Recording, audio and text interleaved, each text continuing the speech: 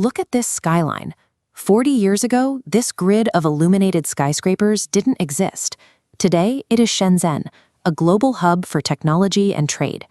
In a single generation, China moved nearly 500 million people out of rural villages and into massive urban centers. This chart tracks the transition between 1980 and 2020. The declining blue line shows the rural population, while the rising orange line represents people living in cities. Right here is the crossover point, the exact moment the majority of Chinese citizens became urban residents. Across Africa, a similar transition is gathering speed. By looking at how the Chinese state engineered its own urban growth, we can evaluate what strategies might work for emerging African cities. This massive shift required an economic engine. The government designated specific coastal regions as industrial hubs, building factories that created immense immediate demand for labor. But an uncontrolled human tide can overwhelm a city. To manage the INSLEPs, planners relied on the hukou household registration system. It didn't build physical walls, but restricted access to urban public services. With a rural hukou, you couldn't access city schools or hospitals. By classifying millions of rural migrants as temporary workers, the state artificially slowed permanent settlement. Planners used this time to build roads, housing, and transit networks, allowing China to largely bypass the formation of informal megaslums. While planners managed the cities, the state also controlled family size. Decades of strict population control, like the one-child policy, drastically reduced the birth rate. Today, that strict control has yielded a severe demographic imbalance. The workforce is shrinking, and the elderly population is expanding rapidly. This population pyramid illustrates the economic danger. As the base narrows and the shape becomes top-heavy, the dependency ratio worsens.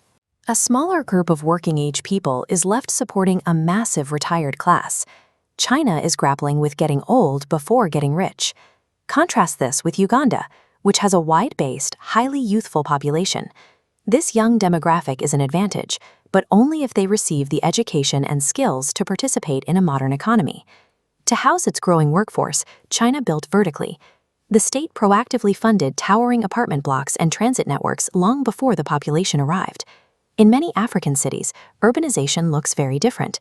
Without immense proactive funding, settlements typically grow horizontally, with sprawling low-cost housing expanding outward as people arrive. Think carefully about the geography here.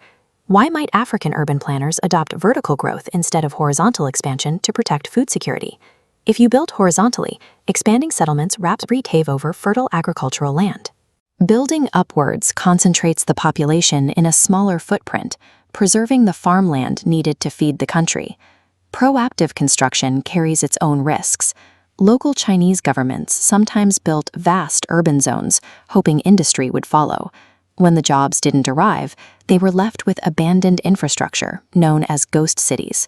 To avoid building empty streets, Uganda has focused on a different model, integrated industrial parks, like this site in Namibia. The strategy here is to bundle utility grids, water lines, and factory sites directly into a single planned area. This guarantees that wherever the infrastructure goes, functional jobs go with it. Let's review the two models side by side. China's urbanization was driven by industrial jobs, while Africa's is largely driven by rural push factors. China planned proactively with vertical infrastructure.